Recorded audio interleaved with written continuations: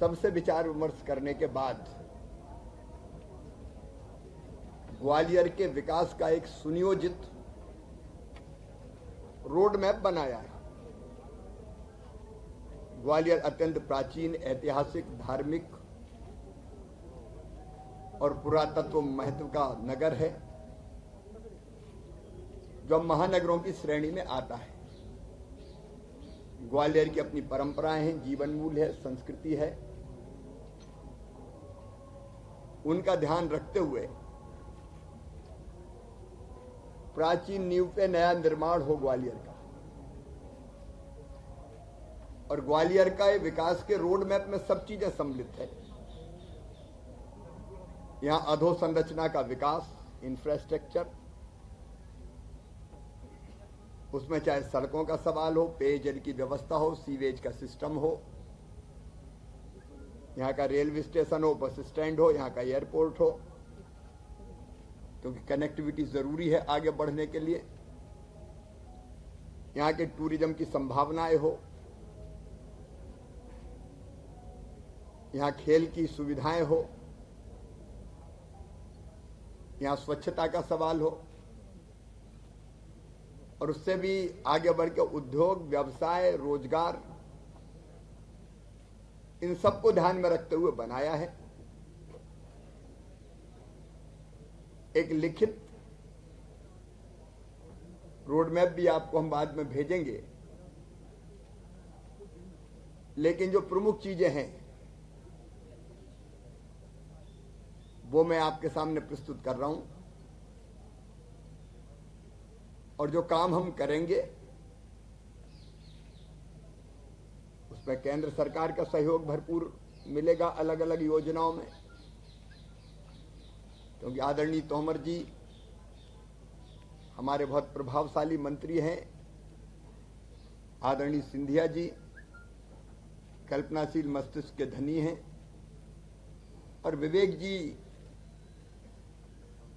उनका सहयोग प्राप्त होगा राज्य शासन के बजट से, केंद्र सरकार, राज्य शासन और कुछ नगर निगम की अपनी जो क्षमता है उसका उपयोग करते हुए लगभग 5 साल में ग्वालियर के विकास में अलग अलग योजनाओं के अंतर्गत लगभग 5,000 करोड़ रुपए खर्च किए जाएंगे। कुछ काम फर्स्ट फेज में होंगे, कुछ सेकंड में होंगे, कुछ थर्ड में होंगे। जो काम चल रहे हैं उनको गति प्रदान करते हुए स्मार्ट सिटी प्रोजेक्ट के अंतर्गत पूरे शहर का जो स्वरूप बदल रहा है और अलग अलग तरह के कई काम हो रहे हैं, वो आप जानते हैं लगभग 2,130 करोड़ रुपए के होंगे। हमने कुल मिला के जो शहरों की सड़कें बननी है अलग अलग, स्मार्ट सिटी रोड लगभग 299 करोड़ की, पश्चिमी बाईपास ये तिरावली से पनिहार, ये 418 करोड़ रुपए का 26.5 किलोमीटर का रोड बनेगा। और इस रिंग रोड के बनने के बाद, इसके बनने के बाद पश्चिमी बाईपास के पुरानी जो सड़कें बन रही है उससे ग्वालियर का पूरा रिंग रोड बन जाएगा। और हमारी कल्पना यह है कि जो नया पश्चिमी बाईपास बनेगा वो ग्वालियर में निवेश के लिए भी उपयुक्त माहौल बनाएगा, और उसके दोनों तरफ हमारी कोशिश रहेगी कि अलग अलग संस्थाएं, जिसमें एजुकेशनल इंस्टीट्यूशंस भी रहेंगे, जिसमें अलग अलग तरह की कंपनीज भी हो सकती है, वो वहां आए। ग्वालियर के विकास की दृष्टि से ये रोड हमारा ऐतिहासिक होगा। पीडब्ल्यूडी की सड़कें लगभग 50 किलोमीटर से ज्यादा जो नगर निगम की सीमा के अंतर्गत आती है, 79 करोड़ रुपए की बनेंगी। नगर निगम की अपनी सड़कें भी लगभग 31.8 करोड़ रुपया, लगभग 31.8 किलोमीटर ये अलग से बनाई जाएगी। तो जो अलग अलग सड़कें होंगी हमारी, वो पश्चिमी बाईपास 418 करोड़ रुपए में बनेगा और बाकी सड़कें जो मैंने बताई उनकी अलग अलग राशि होगी। एक और हम लोग प्रस्तावित कर रहे हैं एलिवेटेड रोड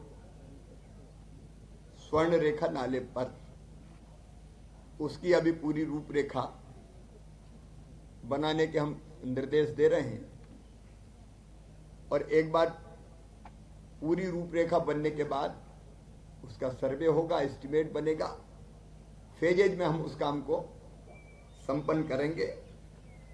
ये एलिवेटेड रोड भी ग्वालियर के विकास में बहुत महत्वपूर्ण भूमिका का निर्वाह करेगा। फिर आप जानते हैं लगभग 850 करोड़ रुपए इसमें लागत आएगी। उसकी पूरे एक बार ढंग से मैं एस्टीमेट बनवा लूं, आगे पीछे उसमें हो सकता है। फिर 1000 बिस्तर के अस्पताल का काम निर्माणाधीन है, वो तेजी से पूरा हो जाए। लगभग 340 करोड़ रुपए का वो बन रहा है। लेकिन उसके साथ साथ स्वास्थ्य सुविधाओं के विस्तार के लिए सुपर स्पेशलिटी अस्पताल और ग्वालियर, मुरार और हजीरा के अस्पताल का उन्नयन करने का भी फैसला किया है। रेलवे स्टेशन का रीडेवलपमेंट रेलवे के सहयोग से लगभग 240 करोड़ रुपए की लागत से होगा। हमारा बस स्टैंड ISBT अत्याधुनिक बने, वो 70 करोड़ रुपए की लागत से बनाया जाएगा। और ग्वालियर में हमेशा गर्मियों में पीने के पानी की समस्या विकराल रूप धारण करती थी। अब ये फैसला हो गया कि सीधे चंबल का पानी, क्योंकि तिघरा और बाकी पानी हमारे लिए पर्याप्त नहीं था, 250 करोड़ रुपए की लागत से यहां लाया जाएगा ग्वालियर शहर के लिए। सीवेज का अभी काम चल रहा है, लेकिन शहर के विस्तार को देखते हुए उसमें और इलाके को जोड़ना जरूरी है। इसलिए जलालपुर और लाल टिपारा यहां और 2 STP बनाए जाएंगे। लाइनों का विस्तार भी, पाइपलाइनों का विस्तार भी किया जाएगा। एक 99 करोड़ रुपए की लागत से और एक 40 करोड़ रुपए की लागत से। खेल के बाकी जो मैदान है सब बन ही रहे हैं, संवर रहे हैं, पुराने थे। पार्कों का आधुनिकीकरण हो रहा है। उस काम को करते हुए एक दिव्यांग स्टेडियम, जो विशेषकर दिव्यांग बेटे बेटियों के खेलने के काम आएगा, लगभग 145 करोड़ रुपए की लागत से बनेगा। और एक अंतर्राष्ट्रीय स्टेडियम भी 20 हेक्टेयर में 50 करोड़ रुपए की लागत से बनेगा। मैंने कहा कि विस्तार से कई चीजें, क्योंकि हमारे जो हेरिटेज प्रॉपर्टी है उसका उन्नयन अलग अलग आप देख रहे हैं किया जा रहा है। महाराज बाड़ा हो, मोती महल हो, उनको नया स्वरूप प्रदान करने की हम लोगों ने योजना बनाई है।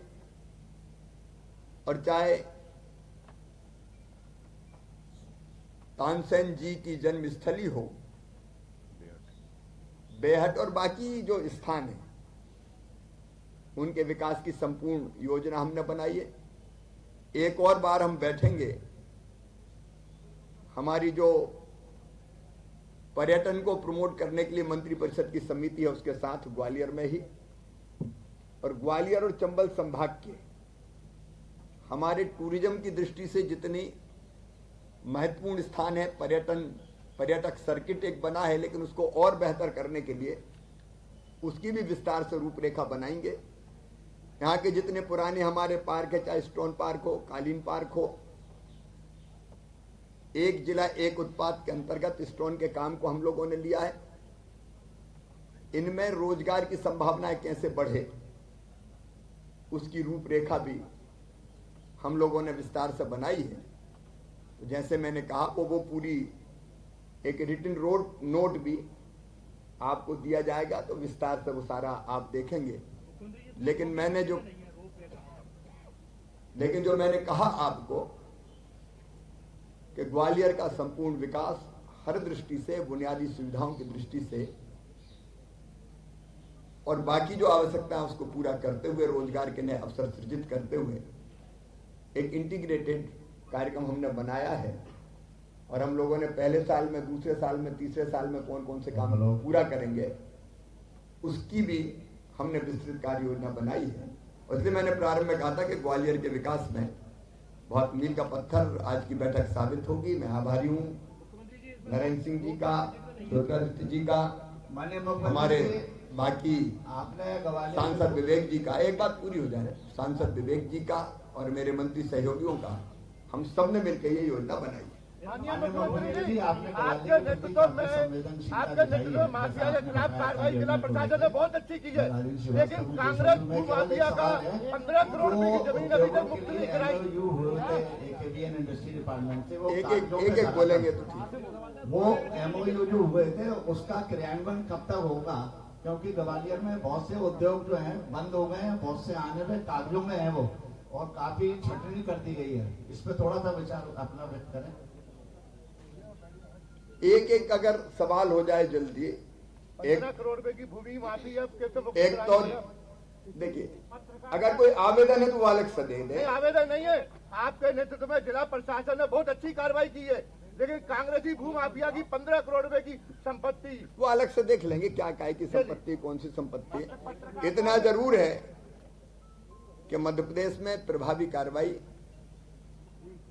माफियाओं के खिलाफ जारी है।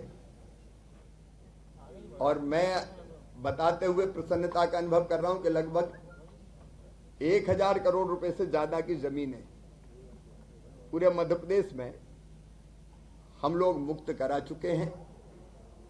जिनने भी अपने मसल पावर और रसूख का इस्तेमाल करके सरकारी संपत्तियों पर कब्जा किया वो तोड़ा है।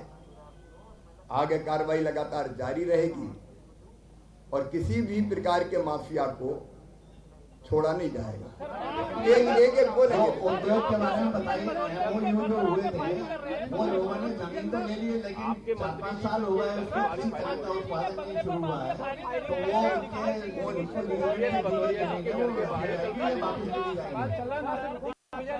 कोई एक बोले ऐसे एक करके पूछ लो, एक करके पूछेंगे तो दे पाएंगे। मैंने बोल दिया था माफियों पे हम कार्रवाई कर रहे हैं, लेकिन शराब माफियों पे कार्रवाई कब करेंगे?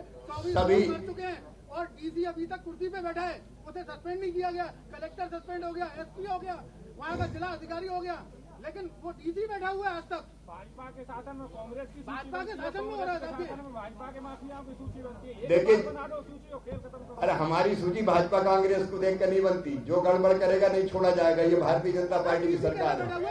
उस सरकार में तो माफिया ही बैठे हुए थे। मुख्यमंत्री जी एक एलिगेशन दिग्विजय सिंह जी ने लगाया कि आप तक जाता है अवैध खनन का जो पैसा है। दिग्विजय सिंह की कोई विश्वसनीयता बची है क्या? दिग्विजय जो कहते हैं लोग मानते, वो कभी हो ही नहीं सकता। आप महाराज को आशीर्वाद दे रहे हैं, कोई विश्वास करेगा क्या? बताइए, उनकी क्या बात करेंगे? मुख्यमंत्री जी 11 साल में पत्रकार कॉलोनी का फैसला हुआ है, तो आपने 2 इंजीनियरों को तत्काल निलंबित किया। कल यहाँ पर रेत माफिया ने पुलिस अधिकारी पर हमला किया। 87 करोड़ पकड़ने वाले पुलिस अधिकारी को 87 करोड़ में 7 दिन में मारने की धमकी दी है। अधिकारी सुरक्षित नहीं है तो कार्रवाई कैसे होगी? अधिकारियों के लिए कोई ऐसी नीति बनाई जाए जो सुरक्षित रहे। अरे सब सुरक्षित है, और जो असुरक्षित करने की कोशिश करेंगे वो छोड़े जाते हैं क्या कहीं? एक बात मैं बताऊं कि पूरे प्रदेश में कार्रवाई चल रही है। इक्का दुक्का कोई घटना होती है तो उनको ठीक कर दिया जाता है। ग्वालियर में मेट्रो कब तक आएगी? आज हमने ग्वालियर के विकास का रोड मैप आपके सामने रखा है।